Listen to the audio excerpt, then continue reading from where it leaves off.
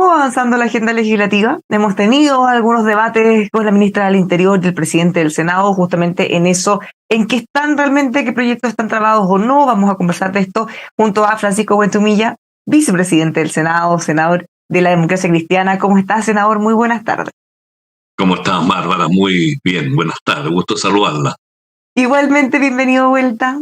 Cuéntenos cómo están, qué le parece este debate, más que polémica, entre la ministra del Interior, pero sobre todo el presidente del Senado, que se queja que la agenda va avanzando lento, que se están demorando en ingresar los proyectos que habían comprometido. Él le había planteado el fast track, cosa que usted nos había dicho que estaba muy de acuerdo. Claro, el fast track era una decisión política, no era una decisión estadística, para que quedemos claros. Eso significa que teníamos la disposición, el ánimo y la voluntad de tener un escenario que pudiera servirle al gobierno para que ambos trabajáramos rápidamente la agenda de seguridad, en el entendido que trabajar rápido significa trabajar bien y hacer las cosas de manera consistente y de acuerdo con los ritmos legislativos. Ahora, la hora de la verdad, esto viene pronto, porque va a ser el 1 de junio, el próximo jueves, cuando el presidente va a dar cuenta al país y va a tocar la agenda de seguridad, y entonces ahí vamos a ver la estadística, cómo funciona y cuál es la verdad de esta polémica que hemos visto entre ambas autoridades. Pero yo espero que ahí quede claro cómo va el ritmo legislativo. Pero usted que está ahí, como vicepresidente del Senado, ¿qué ve? ¿Ve que este ritmo se ha ido ralentizando? ¿Ve que el gobierno no ha enviado proyectos que ha comprometido, por ejemplo? ¿O hay un problema de percepción? No, yo creo que hay una serie de proyectos ya despachados, otros enviados, otros en trámite. Lo que sí yo he visto que en algunos proyectos a mí no me ha gustado cómo han salido, porque creo que hemos cometido por apurarse un poco en la Comisión de Seguridad, sobre todo, que desde el punto de vista jurídico no es lo mejor. Así lo han dicho, por lo demás, varios profesores penalistas que han entrado al debate y donde es necesario hacer una revisión. Y de hecho, uno de esos proyectos que estaba en la Comisión de Seguridad va a ser enviado a revisión a la Comisión de Constitución porque es una modificación al Código Penal. Proyecto que nunca debió haber ido a la Comisión de Seguridad, sino que debería haber ido a la Comisión de Constitución, Legislación, Justicia y Reglamento, como se llama esa comisión, de la cual yo también formo parte. ¿A qué proyecto se refiere en particular? Específicamente al tema de las reincidencias y de subir las penas, que partiendo por 1 año para todas las penas, con lo cual tendríamos que construir, yo creo que el doble de cárceles que tenemos, porque las penas partirían de 1 año. Entonces creo que eso es un poquito exagerado. Ahí tenemos harto problema, porque por un lado tenemos las cárceles que están llegando más rápidamente de lo que se esperaba a los niveles de sobrecolapso, porque ya están colapsadas. El ministro ha hablado de un tope, un super límite de 52.000 presos, cosa que ya deberíamos cumplir en los próximos meses. Por otro lado, se han ido disminuyendo las libertades condicionales. Por otro lado, se han ido endureciendo penas y elevando justamente esta expedición o extendiéndola, haciéndola más larga. Entonces, todo esto está de alguna manera generando que se colapse todavía más rápido. ¿Qué vamos a hacer ahí? Claro, por un lado está el tema del colapso de las cárceles, porque Chile es uno de los países del mundo que tiene más gente encarcelada. Por otro está al lado el costo de eso, y por otro lado está un falso convencimiento de que elevando las penas, esto es una señal para el delincuente que con una calculadora en la mano va a decir: me subieron de 2 años a 3 años y por lo tanto dejo de delinquir.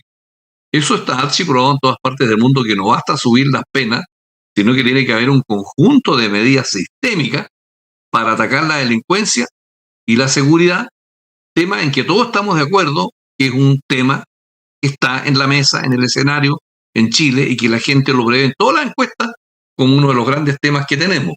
Pero colocar todos los huevos en la canasta de subir las penas y los huevos en la canasta del derecho penal, esa es una cosa que en todas partes del mundo no ha funcionado. Pero hay sí una cosa, sin ser experta en esta materia, pero que como ciudadana, al igual que la gente cuando ve las noticias les molesta mucho. Hay un delito de alta connotación o de baja, y resulta que esa persona tenía montones de detenciones previas y estaba en libertad. Entonces, ¿qué se responde ahí? Porque más allá si es larga o no es efectiva, o es muy corta, o no termina nunca en prisión. Entonces, ¿qué pasa ahí? ¿Cómo se abordan esos casos? Que me imagino que son los que se quieren abordar con esta ley de la reincidencia. ¿Cómo puede ser? Hay personas que tienen 50 detenciones previas. ¿Cómo no van a ser un peligro para la sociedad? Efectivamente, pero ahí hay un tema demasiado técnico, porque puede que una persona tenga una detención y estén todos los antecedentes en el mérito del proceso en virtud del cual el juez dice esta persona tiene que quedar en prisión preventiva. Y puede ser que una persona esté detenida 5 veces y el juez diga, mire, nunca me han entregado los antecedentes suficientes como para que yo simplemente meta a esta persona a la cárcel.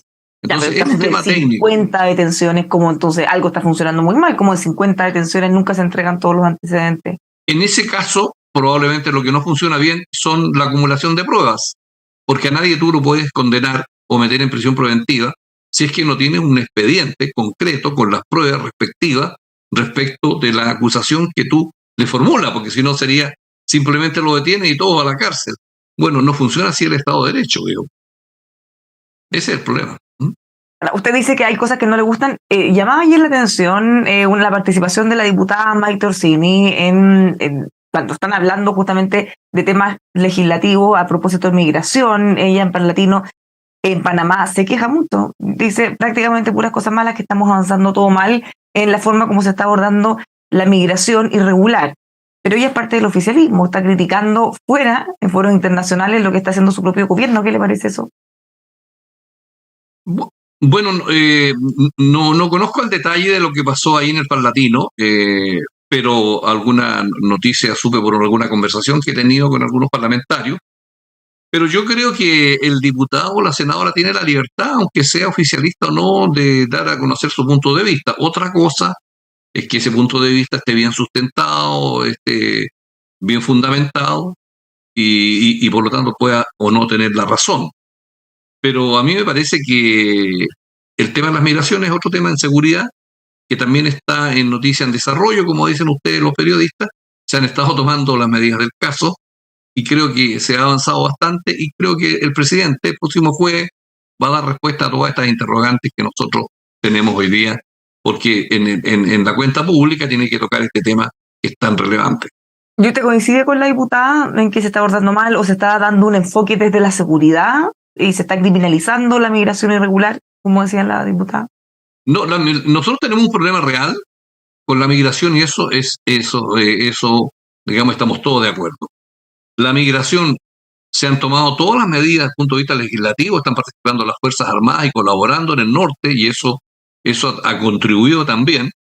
Hay que tener una regularización de las personas que cumplen con los requisitos, pero además hay que tener una política diplomática que se está trabajando con los países, porque esto no es un tema que nace en Chile. En otros países hay problemas y la gente se viene para acá, como ocurre, por ejemplo, en Estados Unidos, ocurre en Europa, nos está sucediendo a nosotros en Chile, y creo que una tarea conjunta con Bolivia, con Perú, con Ecuador, con Colombia y con Venezuela es indispensable también para poder, digamos, resolver ese tema desde el punto de vista del conjunto de los intereses de todos los países, porque este problema golpea a todos por igual. Y claro, Chile es la punta al final, donde la gente quiere venir por razones de que a lo mejor estamos mejor que en otras partes de América Latina, desde el punto de vista del trabajo, ¿no? Y de otras cosas. Vamos a esperar la cuenta del presidente respecto a este tema. Lo cambio a otro, porque ha sido muy bullado lo que tiene que ver con el fallo de la Corte Suprema contra las ISAPRE. Hay un proyecto de ley corta del gobierno, hay un proyecto de reforma constitucional de algunos colegas suyos del Senado de oposición, y se le ha pedido a la Corte Suprema que que se pronuncie respecto a estos proyectos, si es que impiden o no, o facilitan que se cumpla el fallo, o si eventualmente se lo quiere bypassear, como se le acusa desde el gobierno. ¿Qué le parece? ¿Qué esperaría que la Corte Suprema dijera este 29? La Corte Suprema actúa, y los tribunales también, como se dice, a través de los fallos. La Corte Suprema hizo este fallo después de haber acumulado miles de fallos de recursos de protección en que le decía a las ISAPRE que algo estaba mal y que había que rectificar. después que hace 10 años o más, 13 años, el año 2010, el Tribunal Constitucional dijo que una ley que aplicaba estas tablas era inconstitucional. Y nunca se solucionó este problema y las ISAPRES siguieron aplicando esa tabla de factores de riesgo que significaron estos excedentes. Y ahora hay un fallo de la Suprema y creo que las instituciones tienen que funcionar como lo dijo en su momento el presidente Lago, y creo que eso es fundamental, que evitemos que el Congreso, el Tribunal Constitucional y la Suprema entren en un choque de instituciones. Aquí es imposible, mediante una reforma constitucional o una ley, soslayar el cumplimiento de un fallo, porque eso significaría que tendríamos una crisis institucional. Lo que hay que hacer, con un sentido de realismo, es que el fallo tiene que cumplirse y al mismo tiempo evitar que colapse el sistema de ISAPRES, que a algunos les puede gustar o no les puede gustar, pero es un sistema que atiende a un conjunto importante de chilenas y chilenos, cerca de 3 millones, y por lo tanto hay que resolver no echando la estantería abajo, sino que hay que cumplir el fallo, pero uno tiene que buscar los acuerdos en el proyecto de ley en la Comisión de Salud para que el sistema no colapse, porque en Chile vamos a tener un sistema público de salud, lo esperamos así, en la nueva Constitución, con participación del sector público y con participación del sector privado. Pero tampoco las ISAPRES pueden pretender que le den un perdonazo si es que ellas no cumplieron durante muchos años con la legislación. Ya, entonces, como usted dice, la Corte Suprema habla por sus fallos, entonces no debería pronunciarse respecto a lo que se le preguntó, porque obviamente hay una discusión respecto a si tiene efecto jurídico y no los tiene, pero cualquier cosa que pudiera decir desde la Corte Suprema va a ser tomado casi como lo que hay que hacer. Es que lo que le preguntan ahí es si el proyecto de reforma constitucional que se ganó en la Comisión de Constitución por 3 votos a 2, no fue unánime. Se le está preguntando a la Corte Suprema si esa reforma echa abajo o no el fallo de la Corte Suprema. La Corte Suprema va a reafirmar su fallo. Sería impensable pensar que la Corte dijera, mire, porque hay una reforma constitucional, esta usted me la puede echar abajo, porque el artículo 76 de la Constitución es clarísimo de que el Congreso ni el presidente no pueden interpretar los fundamentos ni los contenidos de un fallo, ni tampoco pueden meterse en juicios pendientes. Si este juicio está pendiente, porque está pendiente su cumplimiento. Entonces, ¿qué podríamos esperar que digan desde la Corte Suprema? No, yo no puedo ser adivino de lo que decir la Corte Suprema. Pero ¿cuáles son los escenarios de las cosas que podrían decir? O sea, podrían decir algo, no decir este proyecto no va en contra de nuestro fallo y se podría cumplir igual. O sea, en el fondo, ¿cuál es la expectativa que podemos tener de lo que ellos puedan decir? No que adivinen lo que van a decir, pero ¿cuáles son las alternativas? Bueno, yo podría interpretar diciendo que a lo mejor hace un fallo corto y dice simplemente aténgase al fallo que dicté en su momento. Y punto. Que sería como lo más ajustado para no vulnerar o no pasar por encima de su competencia. Quizás. Podría decir, no me corresponde pronunciarme sobre el contenido de las reformas constitucionales que se presenten en otro poder del Estado. Estoy yo pero haciendo una alternativa, más allá que vaya a ser haciendo una especulación. Pero lo que yo no creo es que la Corte Suprema, a propósito de un proyecto, diga, mire, me retracto del fallo y resulta que ustedes simplemente pueden hacer lo que quieran. No creo. Porque eso no puede ser, porque estaría infringiendo el artículo 76 de la Constitución. Ya poquito para saber, esto va a ser el 29 de mayo, el lunes. Esperemos. Que ahí vamos a esperar, como dice usted, noticia en desarrollo. Así es. La Araucanía también es un tema que siempre conversamos, había muchas críticas respecto a que cada vez pareciera ser menos eficiente el estado de excepción constitucional, algunos parlamentarios pedían estado de sitio incluso, o que se robusteciera lo que hay ahora. ¿Cómo lo ve usted? Hemos seguido teniendo atentados bien duros en los últimos meses. Mire, claro, ahí yo siempre he sostenido, y se lo he dicho con todos los actores de este país con los cuales me ha tocado conversar, y lo he dicho en mis intervenciones que hago, a pesar de que últimamente hablo poco en los requerimientos sobre nuevos estados de excepción en el Senado. Mi manera de contribuir a la tranquilidad en esa materia es no hablando en el Senado, simplemente escucho. Yo creo que el solo uso de la fuerza del Estado, en este caso el uso de las Fuerzas Armadas y de Carabineros y de orden, ese solo método no va a resolver el problema. ¿Tiene expectativas en esta Comisión para la Paz que van a nombrar pronto los miembros? Yo creo que el camino es el camino político, una mezcla entre el desarrollo, que es el Plan Buen Vivir, para terminar con la pobreza y que la Araucanía pueda salir adelante en ese rubro, el funcionamiento de las instituciones como los tribunales y lo que se está haciendo, pero lo central es un camino político. Y yo espero que esa comisión tenga el suficiente respaldo y una composición política potente para que pueda proponer al país una solución política, porque lo que yo entiendo que esta comisión no es una comisión que va a negociar o a dialogar, porque todo eso se ha hecho, ni tampoco un diagnóstico, sino que en virtud de todo lo acumulado va a proponer un camino posible de solución política, atendida a la realidad que vive el Estado chileno en esa zona desde hace unos 140, 150 años. Es un tremendo problema que tenemos, porque el núcleo central es que ahí hay una petición del pueblo mapuche y tenemos un sistema democrático en que la violencia es excluida dentro de nuestra convivencia. Entonces, ¿cómo hacemos para que tengamos un problema histórico y que la democracia funcione donde no aceptemos, donde no funcione la violencia, sino que funcione la racionalidad, la discusión y una solución de Estado definitiva? Senador, lo vuelvo a cambiar de tema porque ya tenemos casi lista la propuesta de la comisión de expertos para el Consejo, para el proceso constitucional. Usted ha señalado que le parece un poco débil la definición de Estado social y democrático de derecho en cuanto a que se estableció como principio, pero no se le hicieron las bajadas. Falta carne. Que viendo la composición del Consejo, ¿usted cree que sería una mejor idea que ellos lo intenten abordar y le hagan esas bajadas o que quede sujeto a materia de ley, cosa que la puedan ver ustedes después en el Congreso? Bueno, es que el escenario político cambió. Yo creo que eso es muy importante tenerlo presente, porque hoy día en Chile hay una nueva derecha, la derecha republicana, una derecha más dura en términos comparativos internacionales, y por lo tanto esa derecha tiene el poder de veto, tiene la llave de los republicanos.